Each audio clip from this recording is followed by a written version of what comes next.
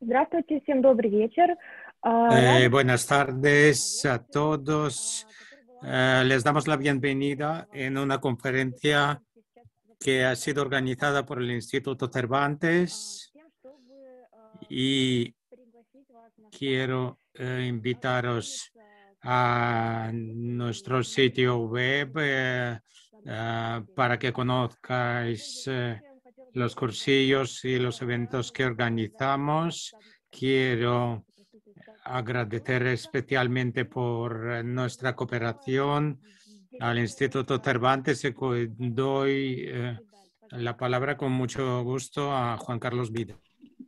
Buenas tardes, noches desde Moscú, porque siempre hay algunas personas que suelen conectarse desde fuera de esta maravillosa ciudad. En primer lugar, dar las gracias al Centro Cultural Iberoamericano de la Biblioteca de Literatura Extranjera, que dentro de las limitaciones de la pandemia COVID-19 que estamos viviendo, pues ha tenido lugar durante 2020 y esperamos volver a tener lo antes posible en la biblioteca también una actividad presencial, tanto en cursos de español como en actividades culturales. O sea, muy recientemente, por este mismo procedimiento, tuvimos una conferencia dedicada al escultor y pintor español Alberto Sánchez y hoy, desde luego, tenemos una sesión que yo considero muy interesante y realmente decir que me siento muy curioso, ¿no? Para mí todo lo que sea conocer las imágenes que sobre España y la cultura española cultivaron los grandes intelectuales en rusos, pues es realmente muy importante, ¿no? Yo creo que es un territorio a explorar y es un territorio que desde el inicio del instituto hemos intentado hacerlo.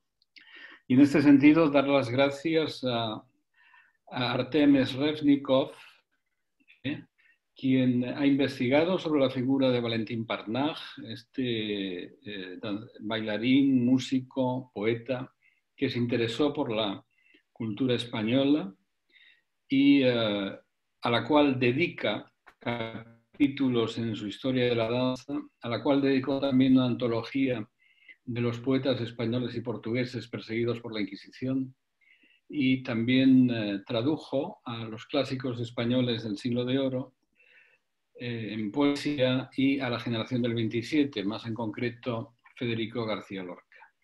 El título de la conferencia, que es muy cacofónica, Tororeando con palmas, parece que es una de las citas del propio Parnaj.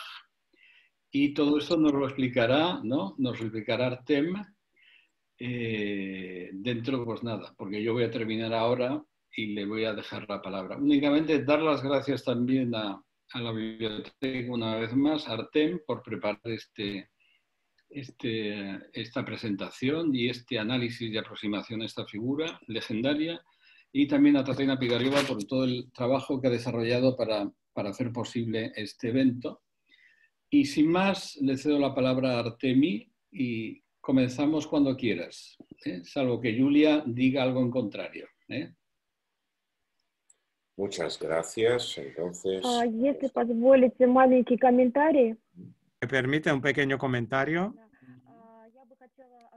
Me gustaría dirigirme a nuestro público del Zoom, de Facebook, que por favor que escriban sus preguntas en el chat y les contestaremos con mucho gusto. Muchas gracias.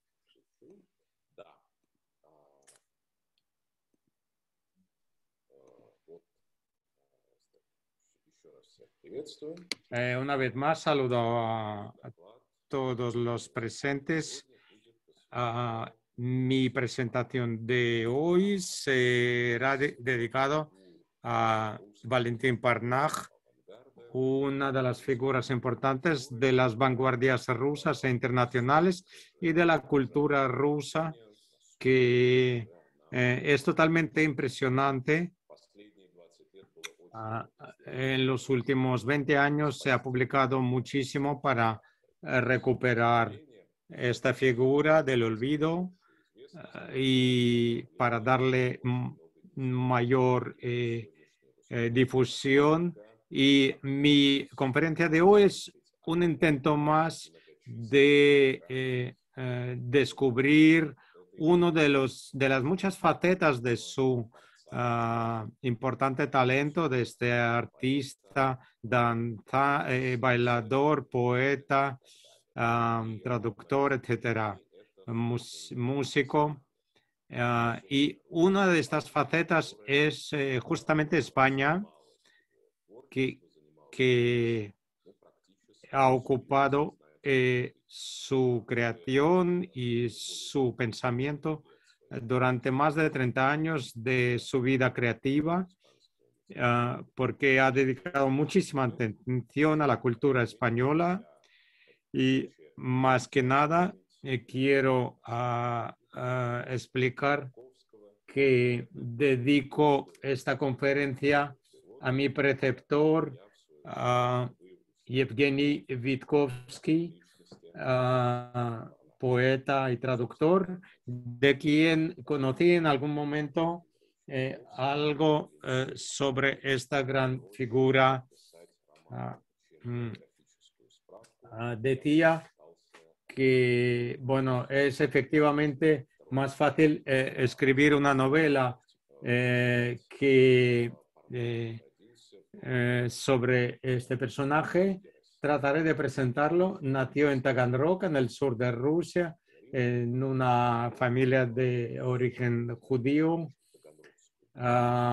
Terminó cum laude el mismo gimnasio de Taganrog, del cual fue graduado Anton Chekhov. Luego viajó a San Petersburgo, a la universidad, para ingresar allí y participó en la vida cultural de la capital rusa. Se dedicó a la poesía, a la música, al teatro, a la danza. En 1913 viajó a Italia y en 1914 viajó al oeste cuando empezaba ya la Primera Guerra Mundial. Visitó Grecia, Turquía, Líbano, Palestina y Egipto, y al volver a Rusia se dio cuenta de que no quería seguir en Rusia y a través de países nórdicos y Inglaterra viajó a París en 1915 y vivió en el famoso barrio de Montparnasse y tuvo la vida bohemia parisiense, y a diferencia de la mayoría de las figuras de la cultura rusa, había empezado a vivir en París antes de la revolución y participó muy activamente en todos los proyectos originales e innovadores, estando y colaborando con muchas figuras del surrealismo, del dadaísmo parisiense. Participó en muchas acciones y en Francia, estando en Francia, viajó a España en otoño e invierno de 1920, que fue muy importante para él este viaje, y luego en 1922 volvió a la Rusia soviética, donde, según le parecía, a diferencia del público burgués francés, podrían entender mejor sus obras de vanguardia. Lo primero que hizo, hizo algo que luego será recordado para siempre, porque importó el jazz, la música jazzística, a Rusia en 1922. Se considera el año de cuando fue fundado el jazz ruso, soviético, pero no estuvo mucho tiempo en Rusia porque se dio cuenta de que el vanguardismo en Rusia tampoco estaba muy aplaudido y vuelve en 1925 a Francia y allí su obra y su creación cambia un poco porque de la poesía se dirige a la danza, estudia la teoría de la danza, se publica su libro dedicado a la historia de la danza y también busca ya en este momento a los poetas sefardíes, españoles y portugueses que escribieron poesía en estos dos idiomas y a esto se dedicó fundamentalmente en Francia entre 1925 y 1931. Luego vuelve a la Unión Soviética. Oficialmente dice que por razones financieras y económicas vuelve a su patria. Pudo evitar las represalias estalinistas y también pudo evitar los años trágicos de la Segunda Guerra Mundial, porque estuvo en la evacuación y en la Unión Soviética no podía publicar sus obras originales. En las décadas de la década del 30 y 40 son más bien traducciones del francés y español lo que publica en la Unión Soviética. Podríamos empezar por esta figura de una magnitud increíble, al menos por las personas con las que estuvo. Esta es la flor innata, los representantes más famosos de la cultura internacional y rusa, con los que estuvo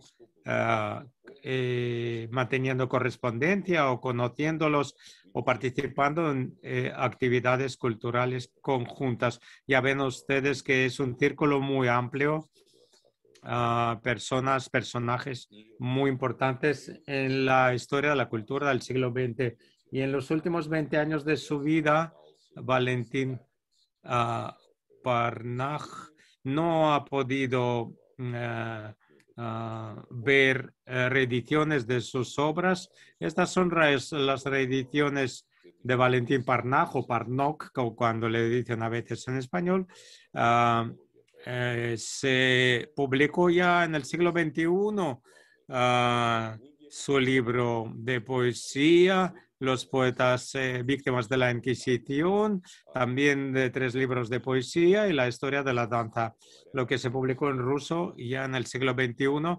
Y entonces la primera parte será dedicada a la poesía, la danza y las memorias y veremos la importancia de España en su obra poética y en sus recuerdos y memorias y en sus teorías sobre la danza. Por cierto, esta es la imagen de una de sus danzas excéntricas. ¿Qué es lo que hemos de destacar especialmente? Ya conocemos bastante el carácter y los intereses de Parnaj porque se publicaron sus memorias tituladas Pensión Mover.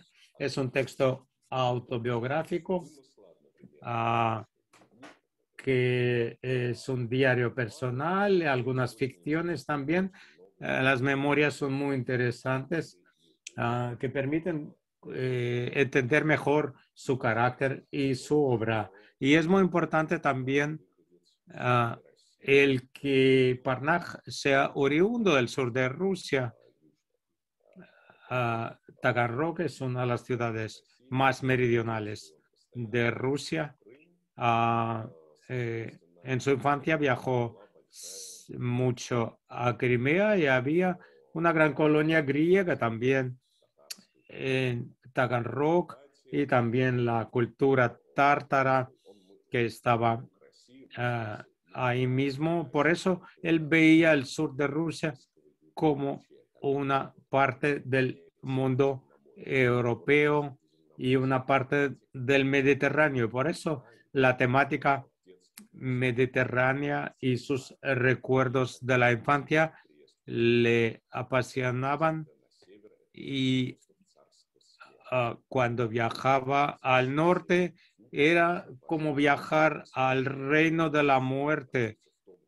Y España está en el mismo contexto que Grecia, Italia. O sea que España es la parte de ese sur o del mediodía que él también representa.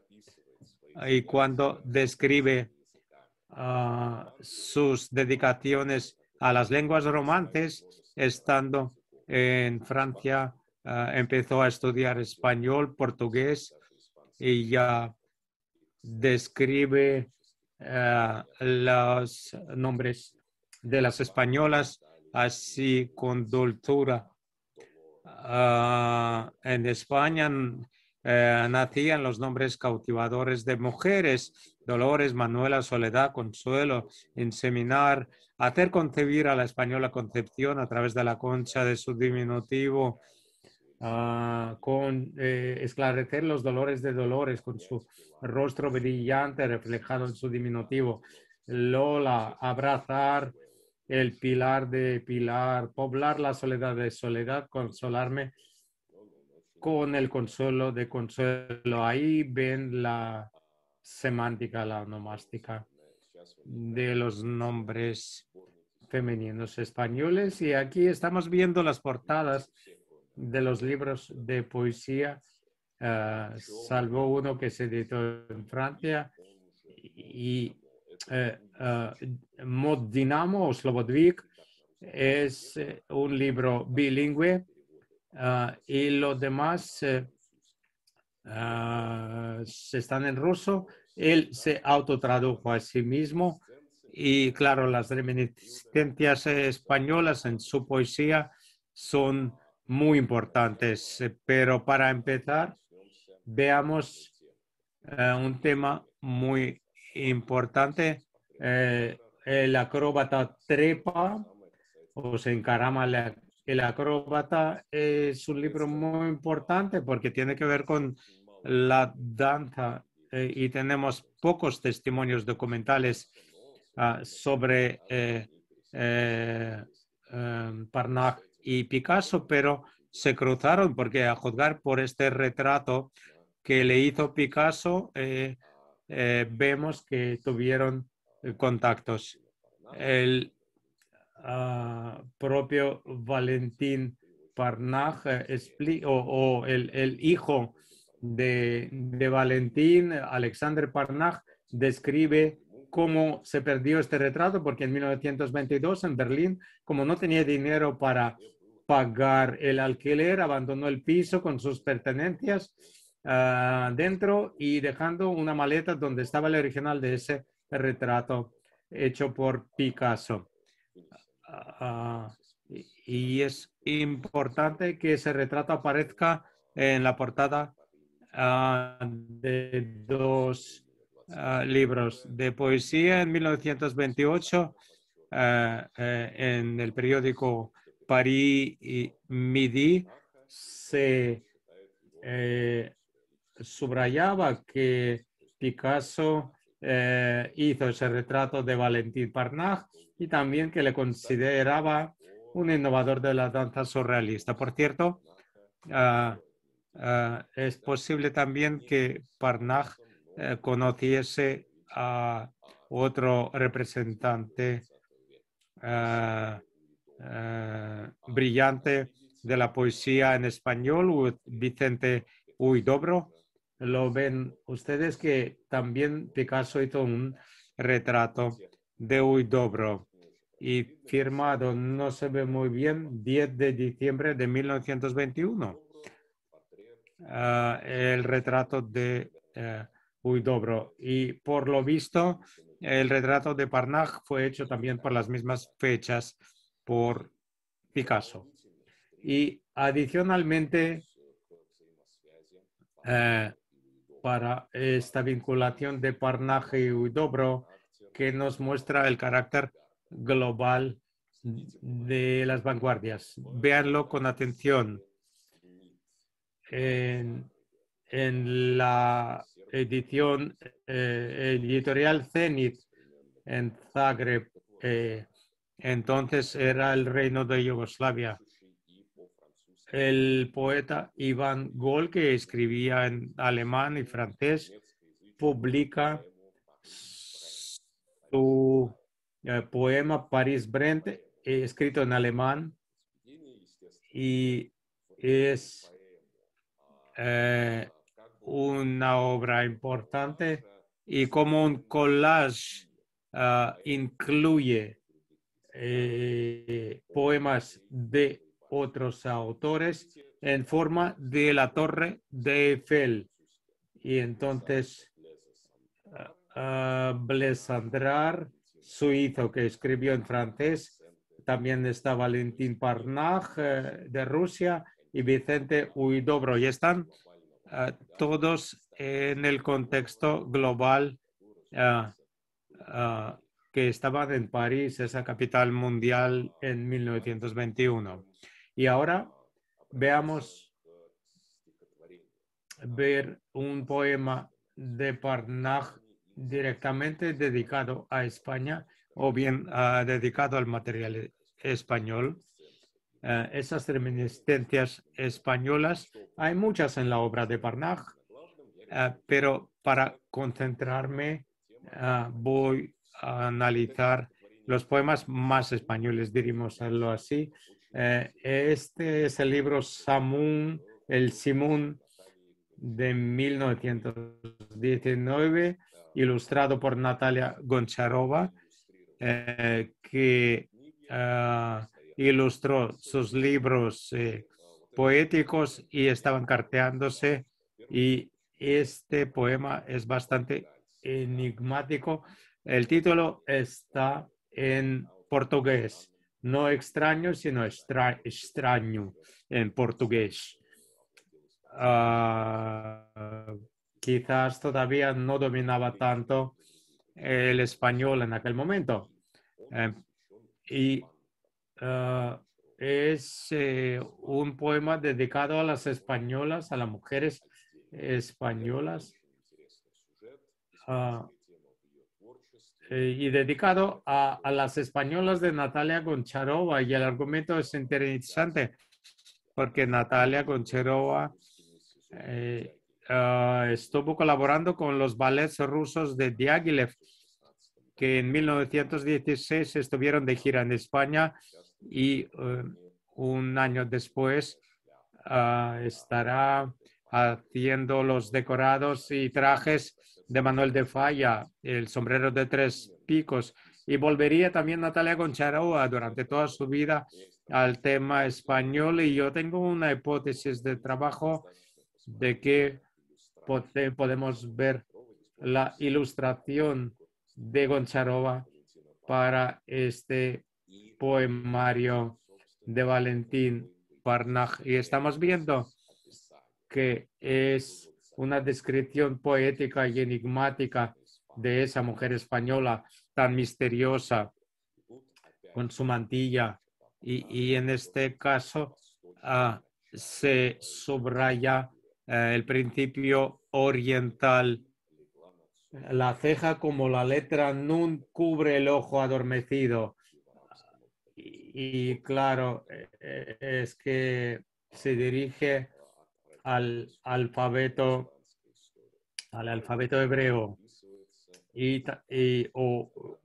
o también el alfabeto árabe, y describe esta figura enigmática y misteriosa de mantilla, pero sumergida en un ambiente del siglo XX y de un baile europeo. Luego tenemos que fijarnos también en que a finales de 1920 Parnaj viajó de Francia a España, y se ve una paradoja interesante de que no tenemos ninguna descripción sistemática de este viaje. Incluso las fechas son aproximadas. Por ejemplo, en una carta de junio de 1921, Parnaj escribe: en otoño pasado estuve de viaje en España, o sea, en 1920, y es un dato indirecto y podríamos afirmar que al menos visitó 3 ciudades españolas: Madrid, Toledo y Sevilla. Y en Sevilla parece que estuvo 3 meses, de septiembre a diciembre de 1920 o quizás hasta principios del 21. Y podemos juzgar sobre este viaje tanto por los reflejos de la cultura andaluza que él describe en sus artículos o los ensayos o las notas de viaje que pudo publicar. Primero son los ensayos de España de nuestros días, que al volver a la Unión Soviética publicó en la revista Ogonyok. Y un ensayo escrito de una manera bastante impersonal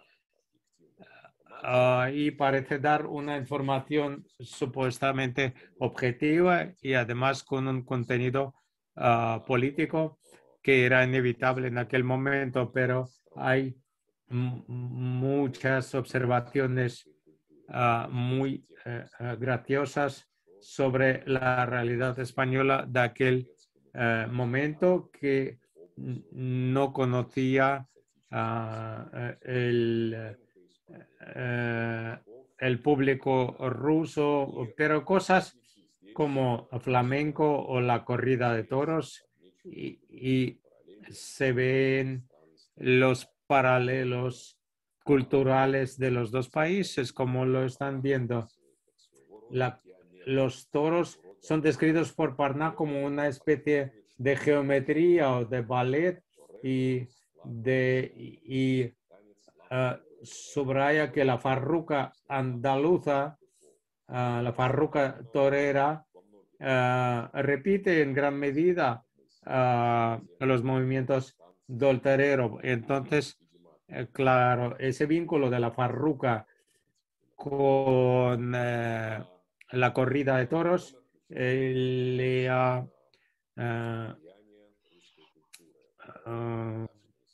la ha notado especialmente, y también los ballets rusos, y también lo comenta porque un profesor de Derecho Canónico me decía que la Unión Soviética llevaba al cabo no solo el arte de la danza, sino también el de las revoluciones sociales.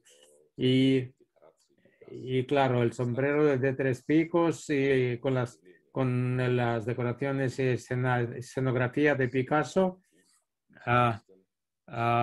Y claro, explica que Picasso es poco conocido en su propia patria, y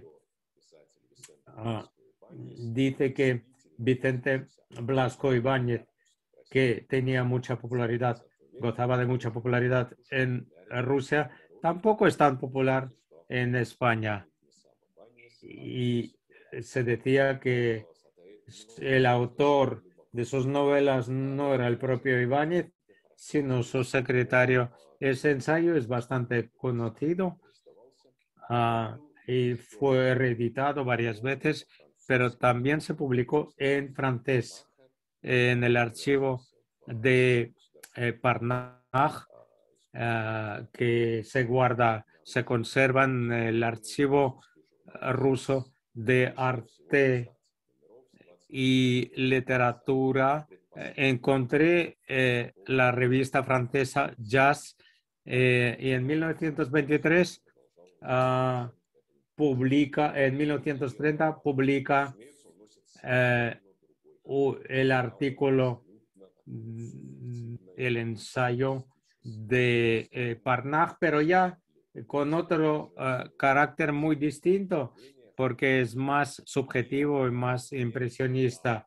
Y desde luego la gran parte del ensayo se dedica a la impresión que tiene Parnaj con la música, la danza española y la poesía de Parnaj incluso se dedica a describir la danza en palabras.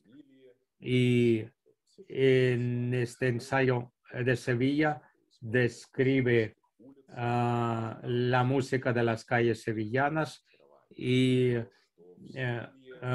tiene cierto desencanto porque dice que en Sevilla las danzas folclóricas y flamenco solo aparecen en los cafés porque en las calles todo el mundo baila foxtrot, ese baile americano tan popular en aquel entonces. Y otro fake interesante porque describe a una bailadora de 13 años y vamos a recordar a esa bailadora porque vamos a necesitarla. Y nos aquí algunas de los pensamientos originales de Parnaj, las reminiscencias y asociaciones que le provocó aquel viaje a España. Ahora, un ejemplo de cómo un poema de Parnaj se publicó primero en español y luego en ruso. Antes de publicarse en su libro poético de 1922, apareció en la revista española Tableros, que estuvo activa durante un año, pero es una etapa importante de las vanguardias españolas. Allí se publicaban figuras tan importantes como Ramón Gómez de la Serna y Jorge Luis Borges. El primer número de la revista de 1921 se publica una nota sobre Parnaj y la traducción de una de sus poemas. Ya ven ustedes que hay ciertas imprecisiones porque el mar de Azov se llama de Azor y se dice que Parnaj era autor de 4 libros, aunque para aquel momento todavía ha tenido 3.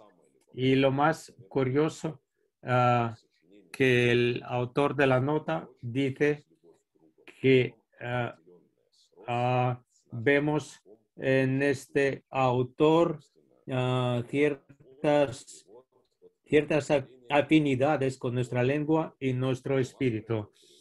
Y nos aquí la traducción por Ramón Carando de este poema, que no era poeta, sino era profesor universitario, profesor de economía, y parece que le interesaba todo vinculado a Rusia, y porque él tradujo las bases de marxismo de Tugan Baranovska, lo tradujo del alemán, pero parece que dominaba en cierta medida el idioma ruso y le interesó un poeta de la Rusia soviética. Y de hecho, este poema Invención es muy característico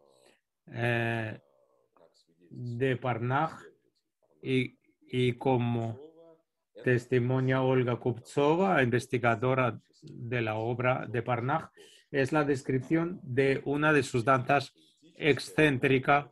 Es una descripción poética, pero desde luego hay una descripción de esa danza también en prosa. Es una traducción muy esmerada.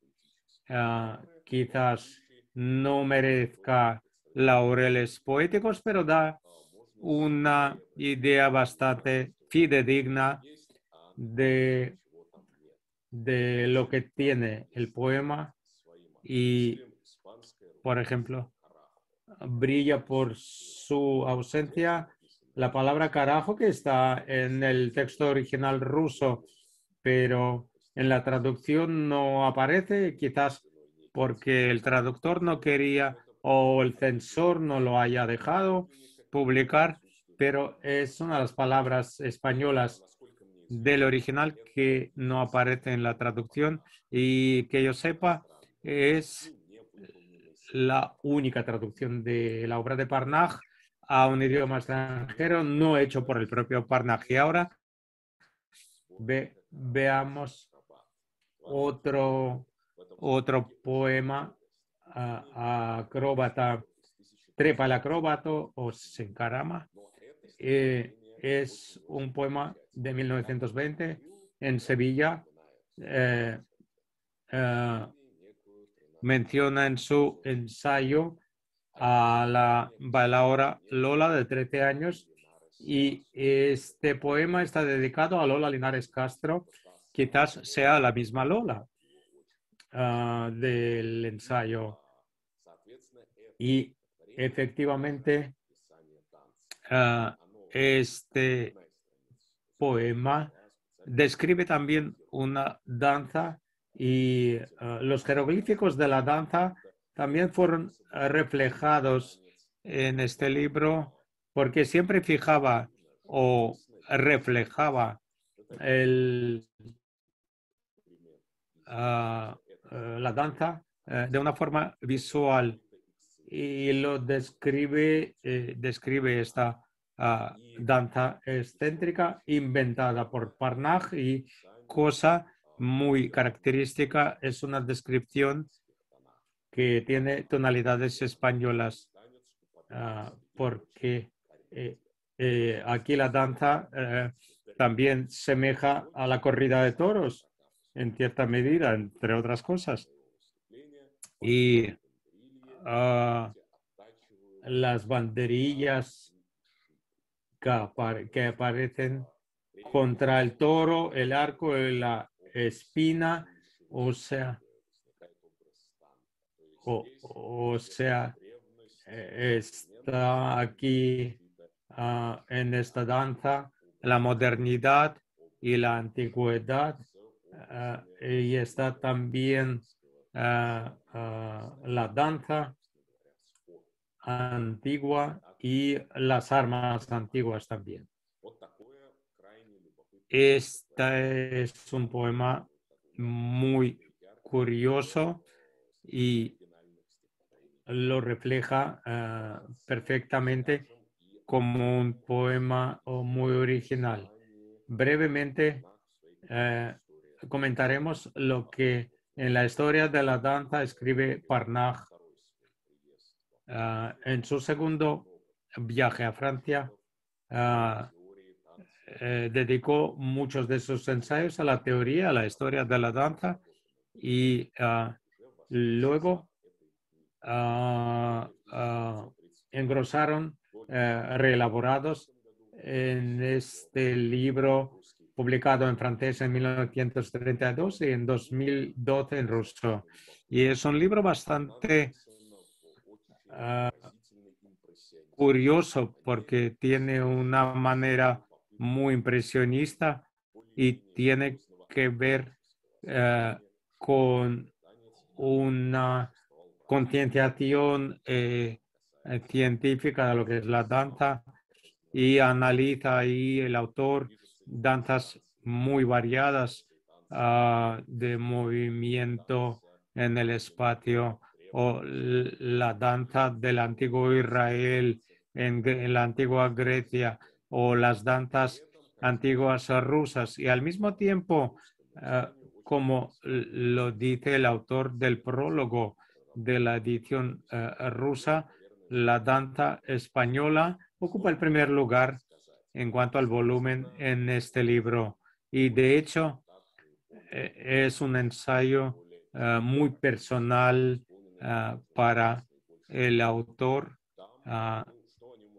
¿Y qué es lo que podemos decir? Lo importante es que Parnaj enumera las variedades increíbles de la danza española, el flamenco, la jota, el fandango, pero además las variaciones. Habla de la danza gitana, de la mora y de la influencia peculiar de esas culturas en la cultura española y sobre el estado también contemporáneo de la danza española y claro, están también las impresiones sevillanas y a veces incluso hay paralelos con aquel ensayo sobre Sevilla y se ve también el interés de Parnaj en la danza española, en muchos juicios críticos.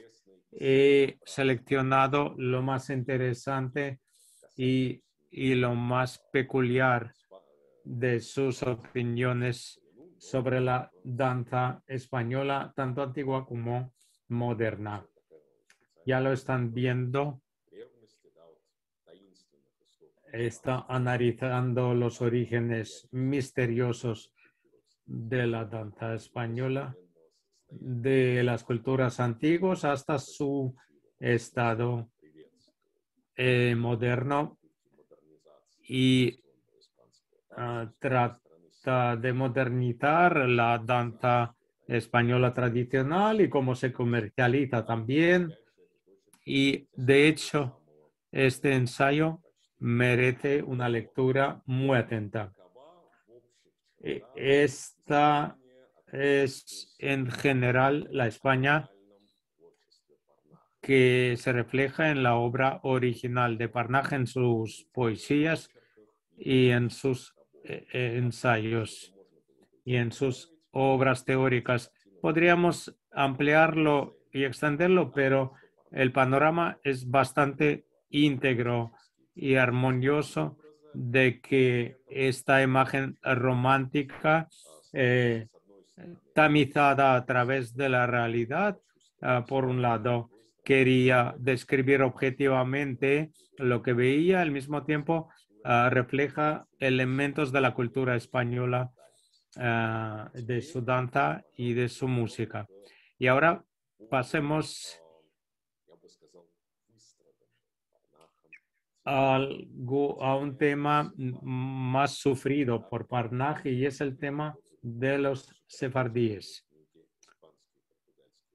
Esta es la portada de los poetas españoles y portugueses víctimas de la Inquisición. ¿Qué es lo que hemos de adelantar de una vez? De que Parnaj había nacido en una familia judía, pero tampoco muy sencilla, y se está bien. En verde se ve la llamada zona de asentamiento, donde vivía la mayoría de la población hebrea. Taganrog, como lo están viendo, está fuera de esta zona y la comunidad hebrea de Taganrog contaba con 3 o 4, con 3.000 personas, o sea que era bastante poco numerosa. Y como lo subrayaba el propio Parnaj, el padre de Valentín no era muy religioso y tampoco impartió a sus niños en la infancia esa doctrina judaica. Y por eso Valentín Parnaj estaba un poco enajenado de la cultura hebrea o judía y tradicional y de la masa de la población maciza judía de Rusia. Y hay una leyenda familiar de que la familia de Parnaj tenía el origen sefardí, o sea, oriundos de España, de la España medieval y no era de los Ashkenazí, porque en la costa del mar de Azov, en el siglo XVIII, este territorio fue conquistado por Rusia, arrebatándoselo al Imperio Otomano. Y ya sabemos que en 1492 los sefardíes expulsados de España poblaron en gran proporción diversos rincones del Imperio Otomano. Y quizás esa historia de aquella zona de Taganrog puede servir de base para la leyenda familiar del origen sefardí. Además, la familia de Parnaj era Parnok en realidad, y los documentos de la comunidad judía tiene diversas formas: Parnaj, Parnek, Parnok, pero al nacer tenía el apellido de Parnak y Parnok, y quizás es un apellido de algún personaje de la historia del Antiguo Testamento, y entonces Parnaj había modificado cuando viajó a Francia la grafía de este apellido, porque creía que Parnoj era Ashkenazí más bien y Parnaj era más sefardí, y desde entonces siempre decía Parnaj. Pero en los diversos idiomas, aquí abajo vemos la transcripción muy diferente de este apellido. Sofía Parnok, muy conocida también en la poesía rusa, también cambió su propio apellido y en vez de Parnoj se convirtió en Parnok, o sea, con una fonética más afrancesada y más benigna. Enos aquí el tema de la Inquisición y de los judíos españoles que fueron perseguidos por la Inquisición a los criptojudaístas. Y en sus memorias siempre recuerda que Rusia en el siglo XX y la España del siglo XV, XVI y XVII son muy paralelas y similares. Y aquí estamos citando algunas frases de Parnaj, y se refiere al antisemitismo con las palabras de Inquisición. Y está viendo los problemas de la comunidad judía de Rusia y lo asocia con esa metáfora de la Inquisición española. Y como resultado, Parnaj, a través de estas imágenes de judíos sefardíes perseguidos por la Inquisición, trataba de situarse tanto en la cultura rusa como también en la cultura cosmopolita y mundial. En Pansión Mover, su obra trataba de superar esa contradicción. Decía: soy judío, soy perseguido, pero yo escribo en ruso, en el idioma de mis opresores. ¿Cómo resolver ese dilema? ¿Cómo renunciar al idioma ruso si no escribo en ruso y si no conozco el yiddish o el hebreo? ¿Cómo puedo expresar los significados judíos sin tener esos idiomas? Ya vemos ese paralelo entre Rusia y España, y entre Rusia, Francia y judíos. Estamos viendo que el descuartizamiento y dice que durante su viaje al Oriente encontró una solución que le sugirieron los sefardíes de Constantinopla y del Imperio Otomano, porque le impresionó muchísimo el hecho de que los sefardíes de entonces en aquella geografía no escribían el hebreo antiguo, ni tampoco el turco, ni griego, ni ladino, tampoco español, sino en francés, idioma que percibían como idioma internacional. Y de hecho, esa experiencia de los sefardíes de Próximo Oriente le movió, le impulsó a escribir en francés y en ello vio una posible salida de su apuro. Y el propio tema de que un hebreo que escribe en el idioma de sus opresores, este fenómeno paradójico le ocupa durante largo tiempo y durante su estancia en París en 1915-22 empezó a investigar sobre los ejemplos de cómo España y Portugal, en Portugal, los judíos escribieron en español y en portugués. Empezó a buscar los poemas y recordó estas tres líneas. Tengo yo mi corazón negro como las columnas del templo de Salomón. Diré enseguida que estas líneas las había encontrado en el llamado cante que interpretan durante el flamenco. Lo habrá encontrado en alguna anotación o quizás lo habría escuchado en Sevilla en algún momento. Pero es muy importante el hecho de cómo describe la primera oleada de ese interés que había sentido por el español.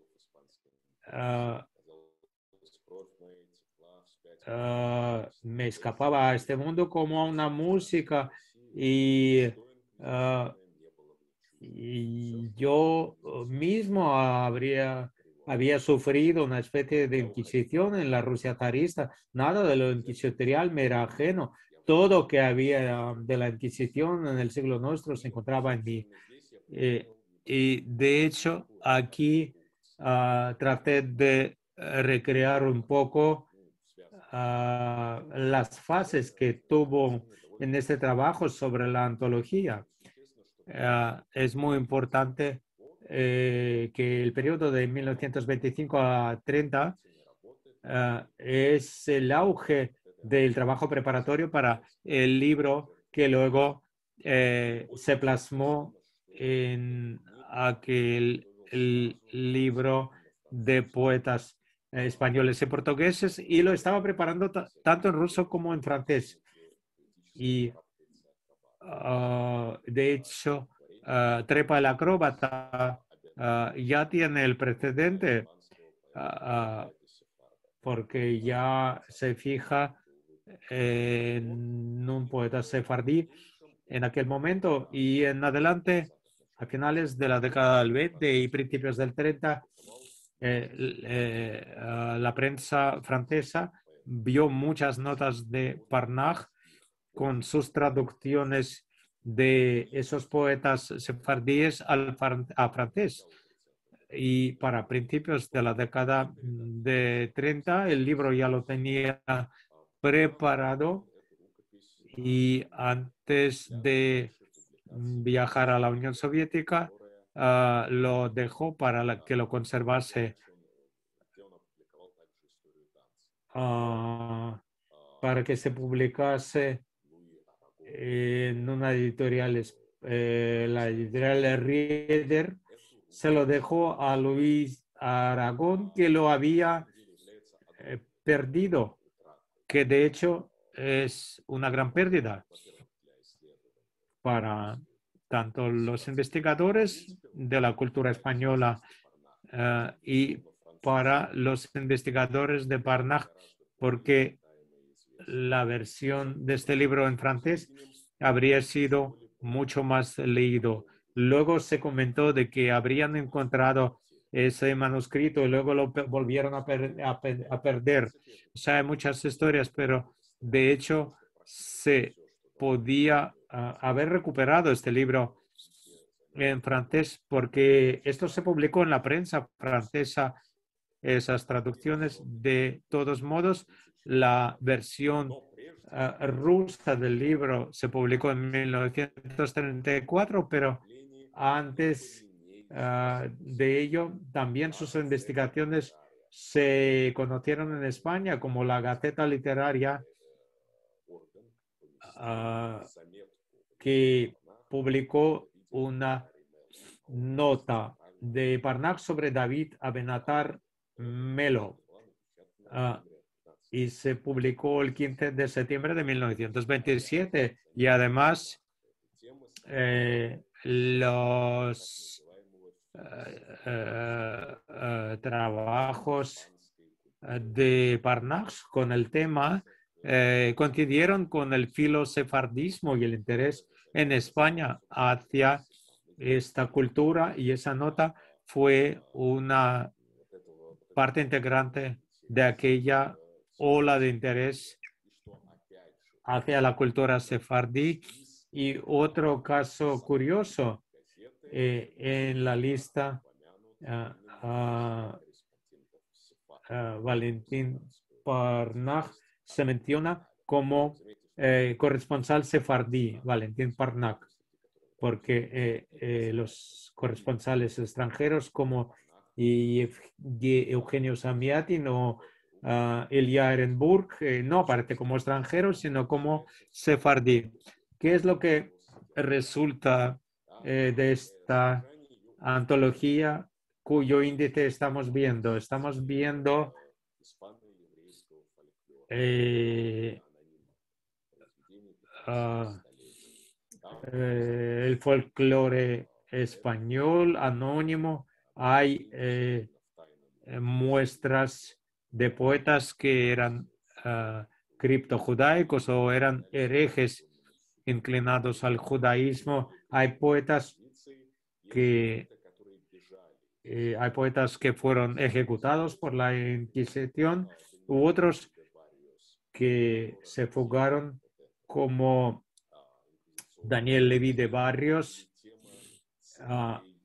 y también está el tema de los estudios, el tema de las cadenas, y además entre esos textos hay muchos comentarios hechos por el propio Parnach y además son comentarios muy interesantes. Luego, otra cosa por destacar es que la selección de la antología es idiosincrático porque refleja las imágenes y los ánimos de la poesía española que le interesaban al propio Parnach y se correspondían con sus pensamientos y con su conciencia y autoconciencia, y trata de dedicar a esas imágenes de la cárcel, tortura, muerte e inmortalidad. Y además está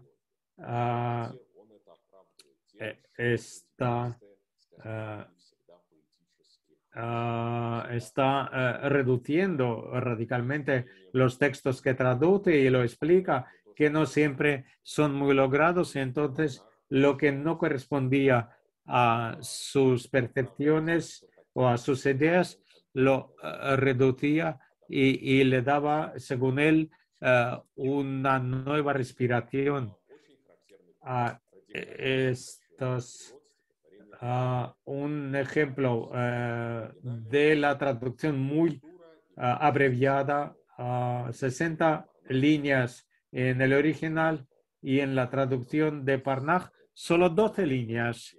O sea, él había seleccionado del poema solo las imágenes que le interesaron y lo que no le interesó lo había desechado y lo reconoció. Por otro lado, hay también traducciones totalmente exactas y además destacadísimas como la famosa Oda a la salida de la cárcel de Fray Luis de León, monje y humanista español que fue acusado de criptojudaísmo y al salir de la cárcel escribió ese famoso poema. Y otro comentario importante de Parnaj, porque trata de vincular la antigüedad de la modernidad del siglo XVII, el siglo XX. Este es un rasgo muy notable de cómo quiere acercar ese material a la visión contemporánea y lo acerca a la cultura moderna de aquel momento, como sus palabras.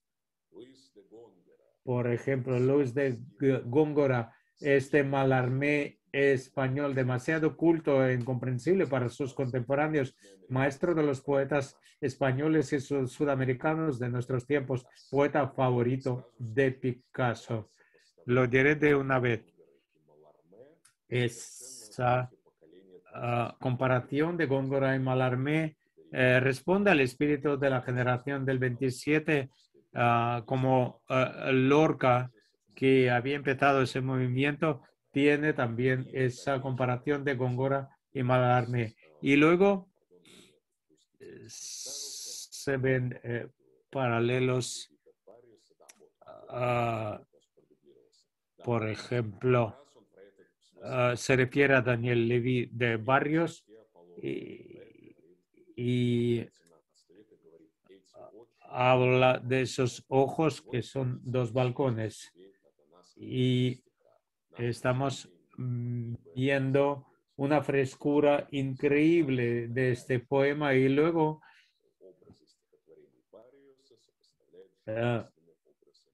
compara las imágenes barrocas de Barrios con la premonición de la pintura de Picasso y también ahí se refiere también a la obra de José de Silva que compara con el blues y el jazz y ya luego volveríamos a esto. Ahora otro ejemplo muy característico de la reacción del público en los años 30 cuando se publicó esta antología. Osip Mandelstam, una de las víctimas de la Inquisición soviética. Hay que recordar que la antología se publicó en 1934, un año después de que arribasen al poder los nazis en Alemania y 3 años antes de las purgas stalinianas. Y lo dijo un investigador que 2 o 3 años después esta antología no se habría publicado. Y vemos estos paralelos, por ejemplo, en las memorias de Nadezhda Mandelstam, esposa de Osip Mandelstam, de que en el destierro de Voronezh, esta antología era un libro de cabecera de Osip Mandelstam porque fue muy impresionado, incluso empezó a decir que él también era descendiente de algún poeta y judeo español que lo encarcelaban, luego lo soltaban. Ninguno de los poetas incluidos en esa antología no responde a esa descripción de Mandelstam. Quizás Mandelstam haya tenido alguna imagen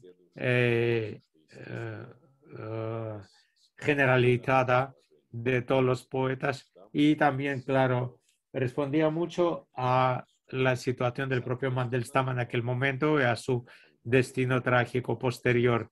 Desde luego que esta antología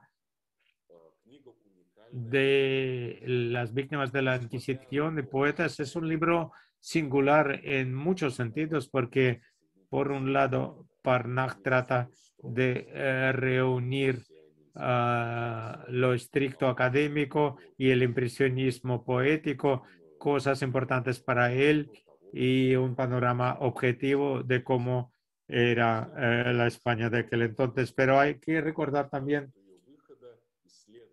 que para el momento de la publicación del libro, esas investigaciones contaban pocas décadas en el mundo y hasta ahora los resultados de esta antología pueden ser útiles para los investigadores de hoy. Además, en la cultura soviética, esta antología es totalmente singular y parece ser un pequeño milagro porque se publicó en el momento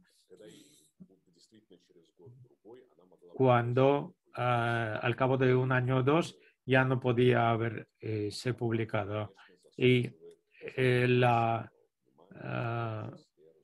obra de Parnaj merece mucha atención también de investigadores extranjeros, pero lamentablemente es desconocido prácticamente entre los hispanistas.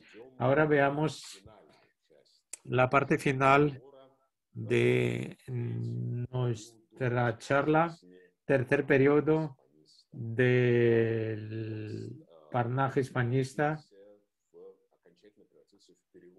cuando se convirtió en traductor del español al ruso, que trabajó en el sistema editorial soviético. Al volver a la Unión Soviética, solo podía ser publicado como traductor.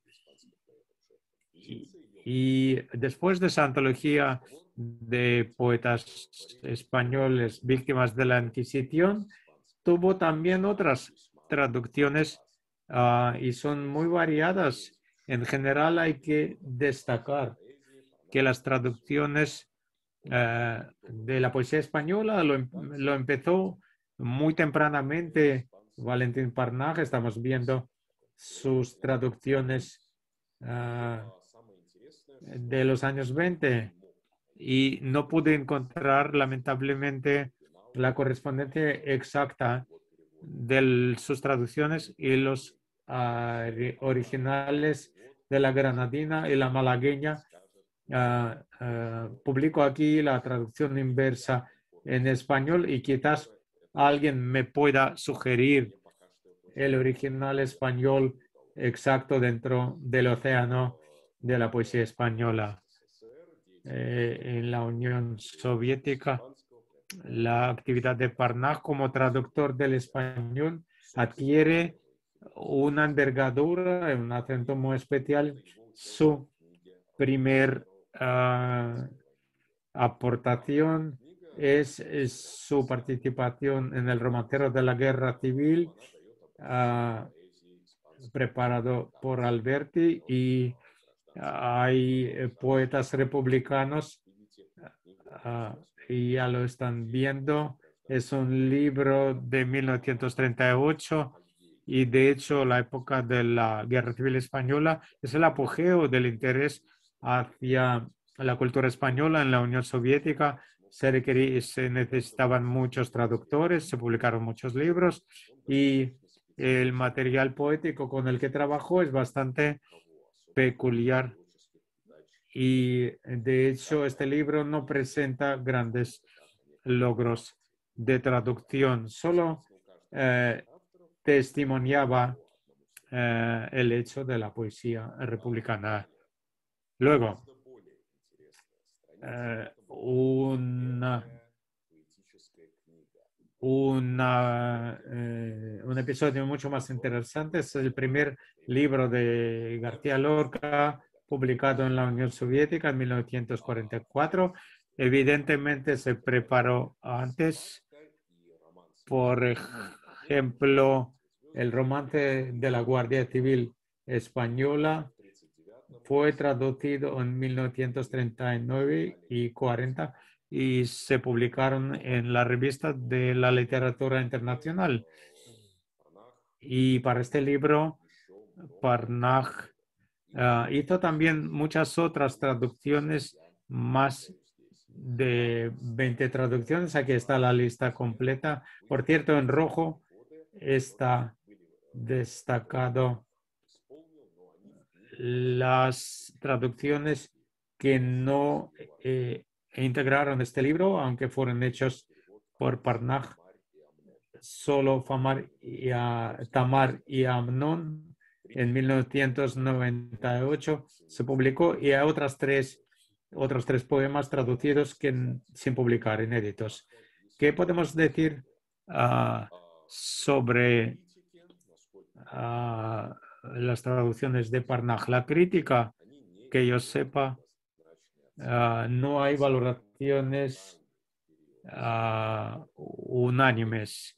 Este periodo temprano de las traducciones de Lorca en la Unión Soviética normalmente no se aprecia mucho en cuanto a la calidad de traducción, porque hubo traductores de diverso calibre y salió un libro bastante disparejo. Y ahora voy a expresar una opinión muy subjetiva, me parece. Si analizamos a otros traductores, tienen dos polos.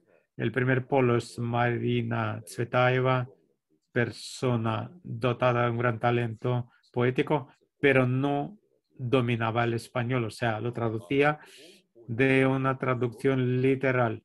En el otro polo está Theodor Kelien, profesor del hispanismo, investigador, pero tampoco era poeta profesional.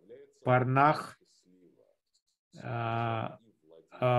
combinaba felizmente el dominio del español y el talento poético. Además, como ya hemos visto, le suena mucho la estética de la generación del 27 y de todos los poetas que trabajaron. Era la figura perfecta para traducir a Lorca. No sé si se habrá podido plasmar y realizar todas sus potencialidades. Esto es debatible, pero si se considera que es el Lorca de 1944 en ruso, era quizás prematuro y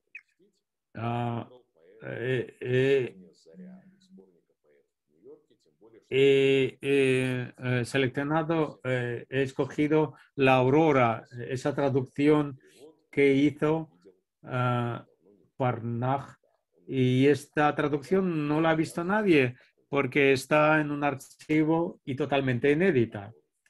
Esa traducción de Lorca, de La Aurora de Lorca, y pueden ustedes comparar la traducción y el original lorquiano. O si quieren, lo puedo leer. La Aurora de Nueva York tiene 4 columnas de cieno y un huracán de negras palomas que chapotean las aguas podridas. La Aurora de Nueva York gime por las inmensas escaleras, buscando entre las aristas nardos de angustia dibujada.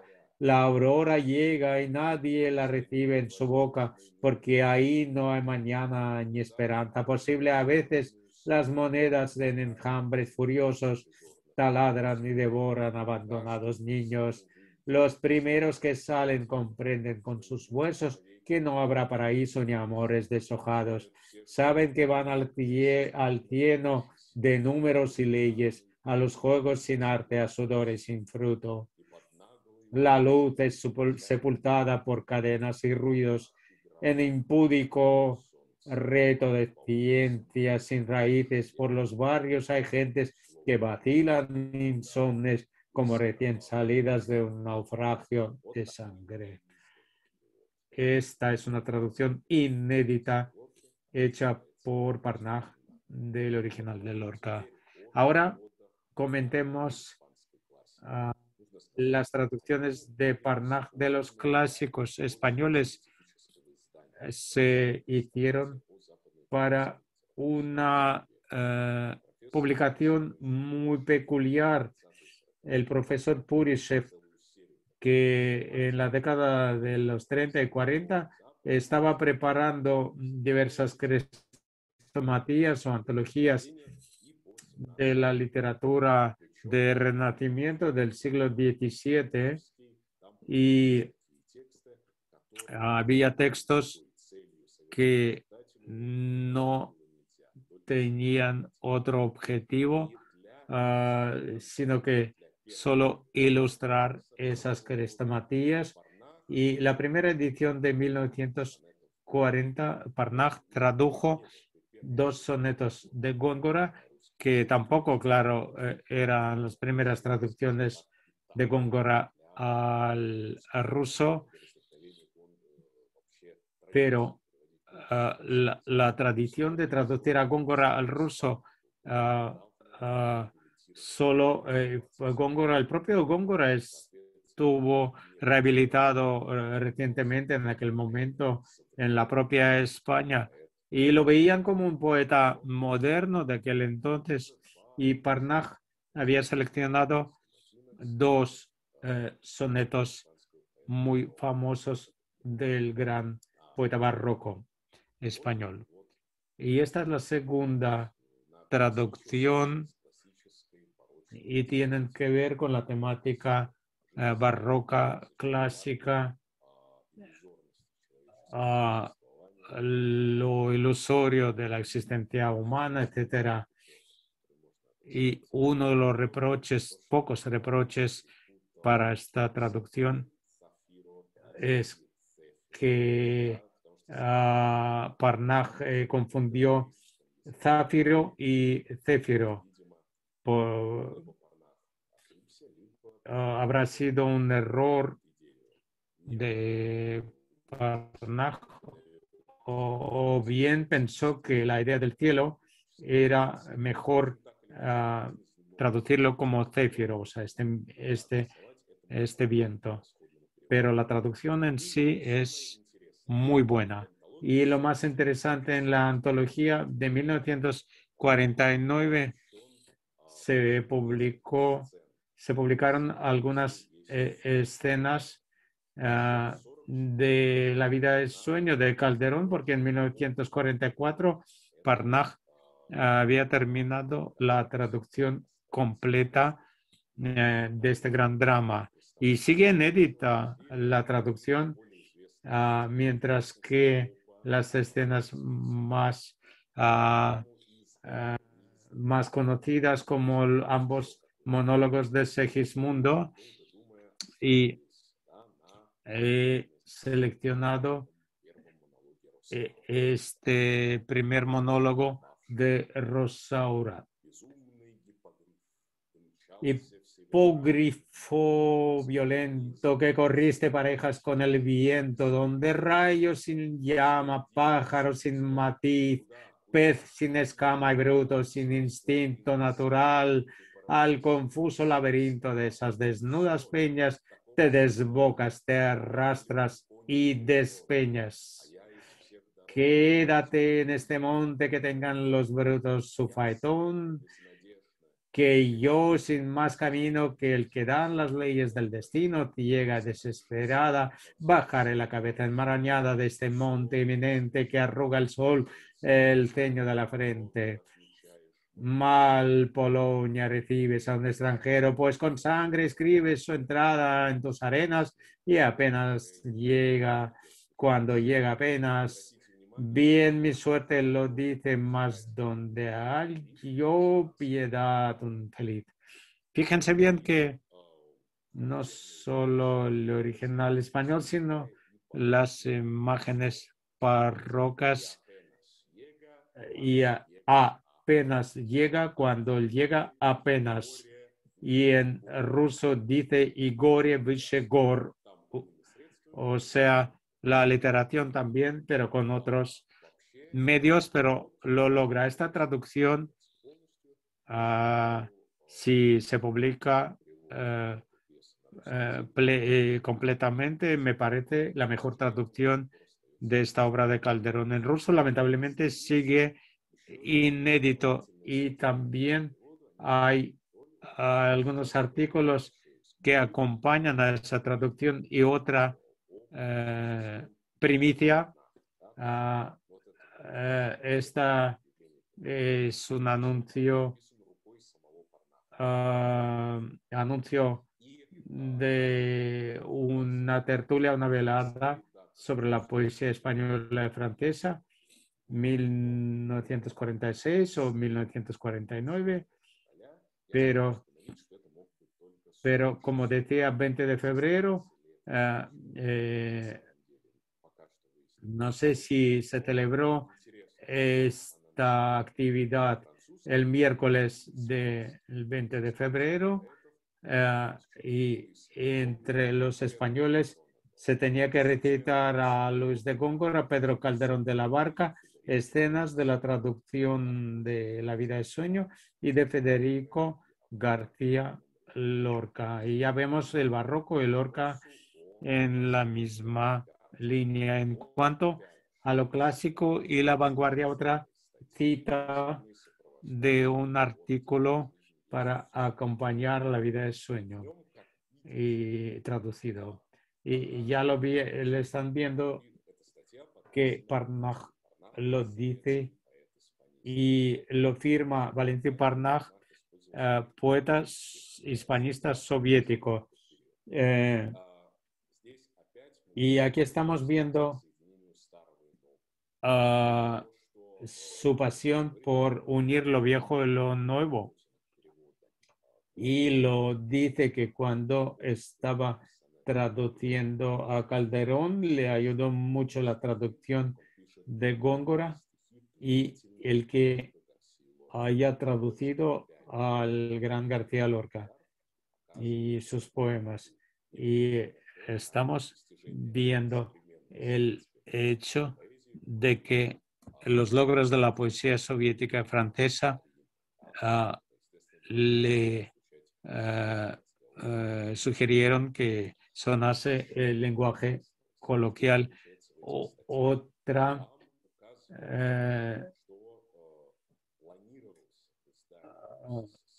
Otro rasgo importante que se planeaba la publicación de 2 tomos de los clásicos españoles, que además de La vida es sueño, se preveía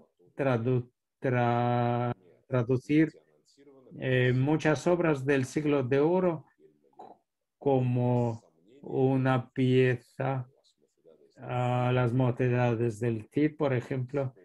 La traducción esta que no se hizo y no se ha encontrado tampoco rastro de esa traducción en los archivos porque el propio Parnaj afirmaba que había traducido el auto sacramental de Calderón, el Gran Teatro del Mundo, y esa traducción parece estar perdida porque todavía no se ha encontrado su huella. Es muy triste, pero parecería que la traducción de esta pieza teatral no podía publicarse en aquel momento en la Unión Soviética. Ya lo están viendo ustedes y probablemente también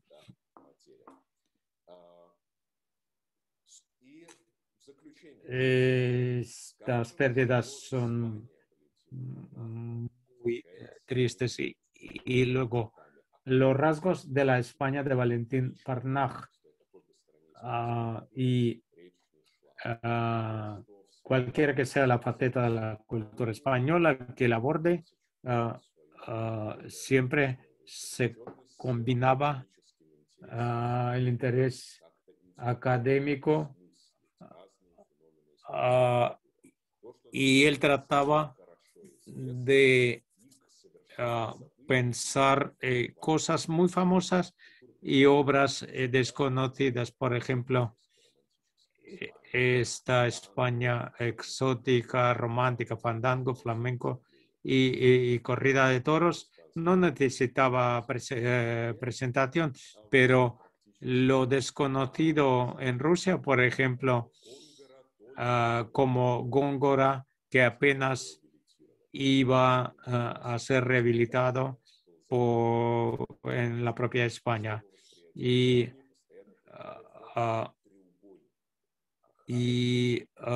siempre está viendo la percepción de España en ese triángulo de lo arcaico, lo barroco y lo vanguardista. Y desde luego es muy importante que lo que hiciese Parnaj coincidía entre sus rasgos individuales y la cultura española y las investigaciones, o sea, coincidía con la generación del 27, las vanguardias, el filosefardismo, todo ello, él se fija en en lo llamado primitivo, en el folclore y lo une a la poesía más sublime. Y como final quiero citar a Grigori Kotintsev, el director de cine que conoció a Parnaj en su juventud. Y estas son las palabras de su necrólogo, la muerte del ídolo girafaforme, que fue una danza excéntrica de Parnaj. Si el arte tuviese su propia lista de mártires y todos aquellos que dieron sus vidas a esta ocupación fantasmal, que se quemaban en el fuego inexistente de pasiones imaginarias, que perecieron desconocidos de hambre y de persecución, si todos estos, en su mayoría solitarios e indigentes, a los que generalmente llaman desafortunados, tuviesen una esperanza de retribución en la vida futura y la veneración de la parte de los que creen en la santidad del arte, entonces Valentín Parnaj, por cierto, habría merecido su halo.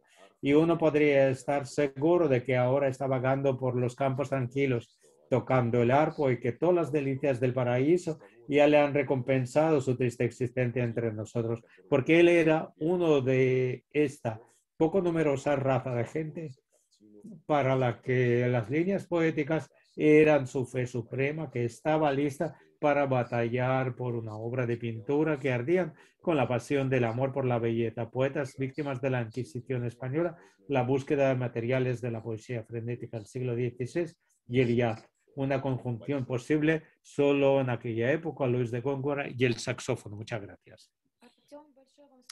Muchísimas gracias, Artyom, por esta charla. Amigos, los que nos están mirando en Zoom, en Facebook, por favor, si tienen preguntas o comentarios, que lo escriban al chat, lo vamos a leer todo y vamos a contestarlo todo. Bien, una pregunta. Si veo alguna diferencia sobre las imágenes poéticas de Parnaj y los países meridionales. Buena pregunta. Es que de hecho hay un sí y un no en esa respuesta, porque está la sensación de la continuidad mediterránea, donde está viendo este vínculo entre España, el Oriente Próximo y su Rusia meridional, que España es parte del sur, pero tiene imágenes también bíblicas o mesorientales. Pero la imagen española supera todo esto y en España le atrae lo que responde a este mito meridional Y en segundo término, lo que tiene que ver con la singularidad de España, para él es siempre se asocia con la música, la danza o la corrida de toros, imágenes muy tradicionales, pero que él repiensa y reconceptualiza. Anastasia Belousova quería preguntar algo. Que escriba al chat, por favor. Más preguntas, por favor. Возможно ли то, что он сочинил источники вот этих коплас? Las coplas, no sé, era 1925, que allí, de hecho, era un poemario muy personal. Y la otra cosa es que en su traducción podía haber tenido ciertos distanciamientos del original, y lamentablemente todavía no hay respuesta porque en la biblioteca no se pueden encontrar algunos libros.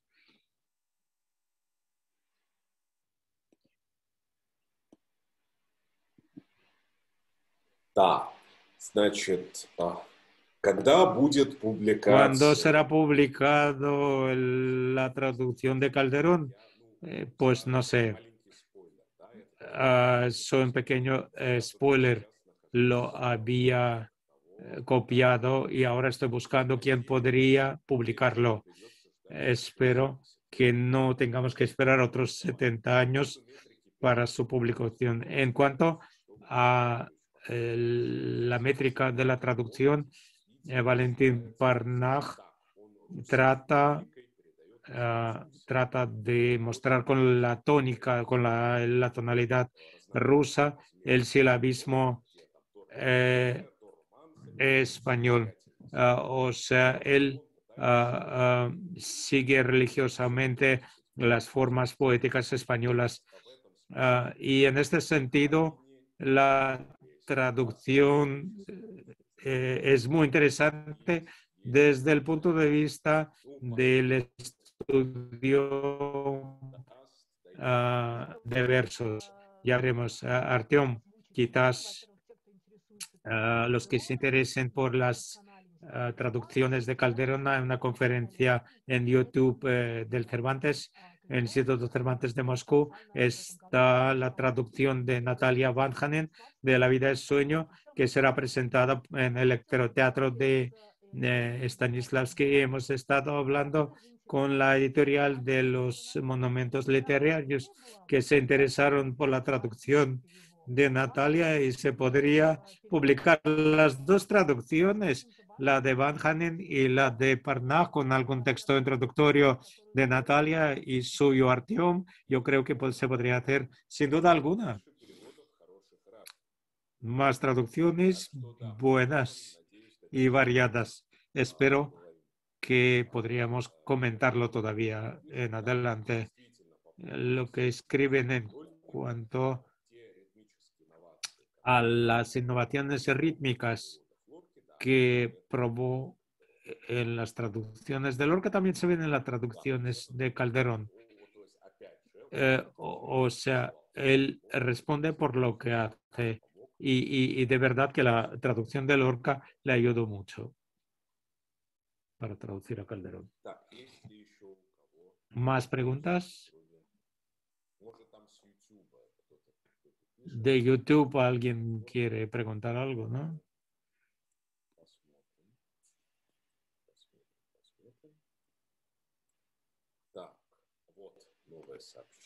Una nueva nota.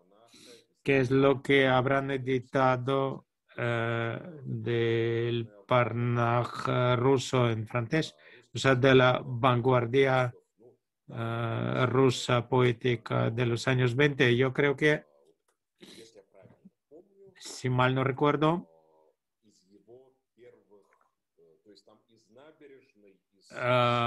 de Kuwait, de Simun y de Mod Dinamo. Se hizo una selección de lo que había publicado antes de 1921. No sé si está Trepa el acróbata, pero creo que no.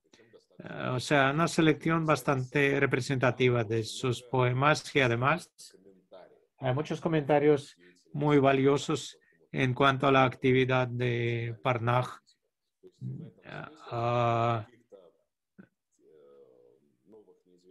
No hay textos desconocidos de Parnaj, pero hay una pactología muy importante.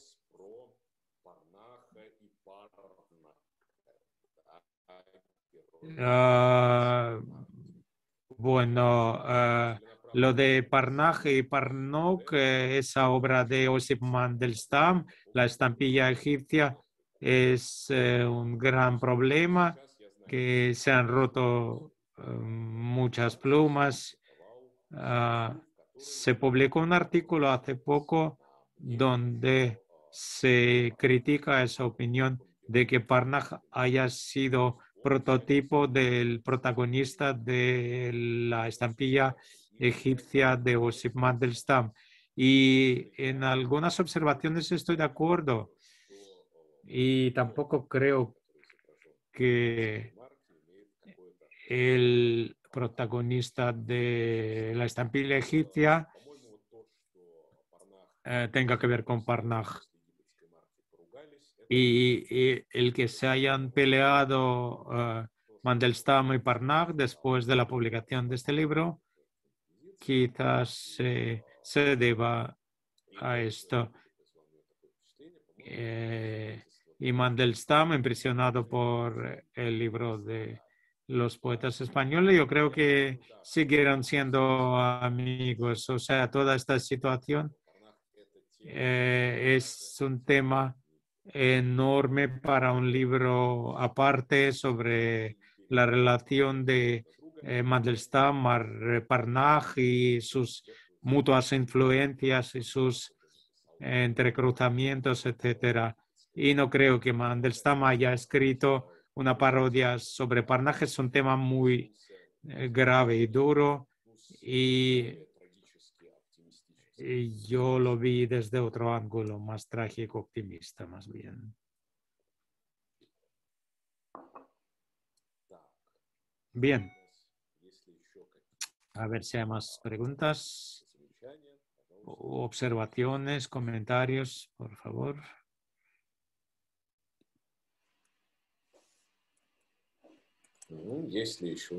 Bueno, si no hay preguntas.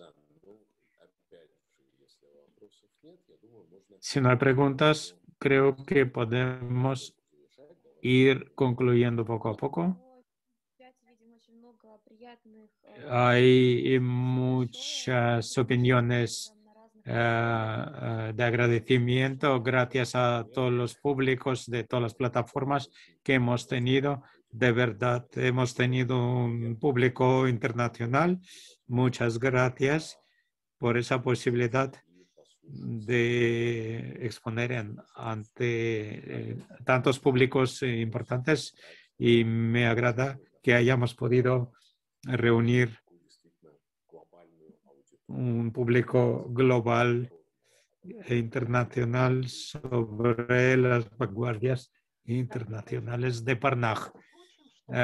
Quiero aprovechar la ocasión para invitar a nuestros visitantes. El 16 de febrero estará con nosotros una persona singular, Enrique González Macho, expresidente de la Academia de Cine Española, persona que en la década de 1990 había inaugurado un cine español en el centro de Moscú, que fue una puente entre el cine ruso y español, y sobre el fundamento de este cine soviético pudo fundar ese imperio de los cines Renoir de Madrid tienes preferidos del rey Felipe VI. Esta conferencia de Artyom estará en el canal de YouTube del Instituto Cervantes de Moscú. Os invitamos el 16 de febrero a las 7 de la tarde hora de Moscú y que sigan por favor los anuncios del Instituto Cervantes en Moscú. Y muchísimas gracias a Artyom por esa conferencia tan brillante. Le invitaremos más. Muchas gracias. Gracias, estimado público. Esperemos que nos veamos pronto. Hasta luego.